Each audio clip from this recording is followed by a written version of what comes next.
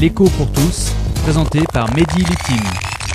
Chères auditrices, chers auditeurs, bonjour. Aujourd'hui, on va essayer de comprendre pourquoi c'est censé pas être bien que la valeur de l'euro soit si élevée en ce moment, et pourquoi, même si c'est pas censé être bien, on change rien.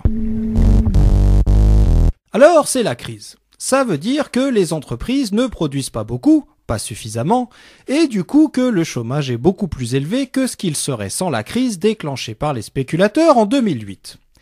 Et un moyen pour sortir de la crise, nous dit-on, ça serait que la valeur de l'euro soit moins forte. Alors ça veut dire quoi ?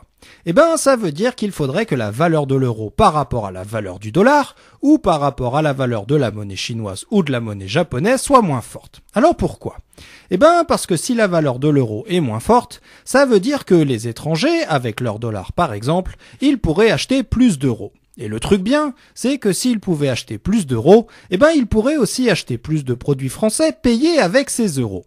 Du coup, si la valeur de l'euro baissait, au bout d'un moment, ils pourraient se dire, les étrangers, que ça serait mieux pour eux d'acheter des produits français plutôt que des produits venant d'autres pays. Du coup, nous dit-on, les étrangers passeraient plus de commandes aux entreprises françaises, les entreprises françaises embaucheraient plus et il y aurait moins de chômage. Oui, mais dans ce cas-là, pourquoi on fait pas ça ?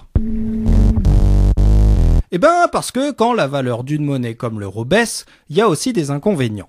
Parce que si la valeur de l'euro baisse par rapport au dollar, par exemple, ça veut dire qu'il va nous falloir plus d'euros pour pouvoir acheter des dollars. Et c'est pas top, parce que ça veut dire du coup que ça va nous coûter plus cher d'acheter les produits vendus en dollars, comme le pétrole par exemple, parce que ça nous coûte plus cher d'acheter des dollars. Ce qui veut dire que certains prix vont grimper, donc il pourrait y avoir de l'inflation. Et quand vous entendez inflation, vous savez que les conservateurs allemands, ils vont pas être contents.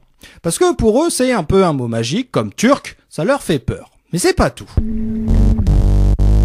Parce que les Allemands, ils ont compris un truc, c'est qu'il ne faut pas être tenté, comme le ferait un vulgaire membre du Club Med comme les appellent les Allemands, un vulgaire italien, un espagnol, un portugais, un grec, voire un français un peu trop latinisant, de penser qu'on vend des voitures, des machines pour les usines ou des joueurs de foot à l'étranger, uniquement parce qu'ils sont moins chers que les produits des concurrents. Parce que pour un Allemand, on arrive à vendre des produits à l'étranger quand ces produits sont de meilleure qualité que les produits des concurrents. Du coup, en conclusion, pour les Allemands et surtout pour les conservateurs, penser qu'on va s'en sortir à long terme en ayant un euro moins fort, c'est une mauvaise idée de pays du sud de l'Europe, de pays du Club Med. L'écho pour tous, une chronique écrite et présentée par Mehdi Littim sur Marmite FM 88.4.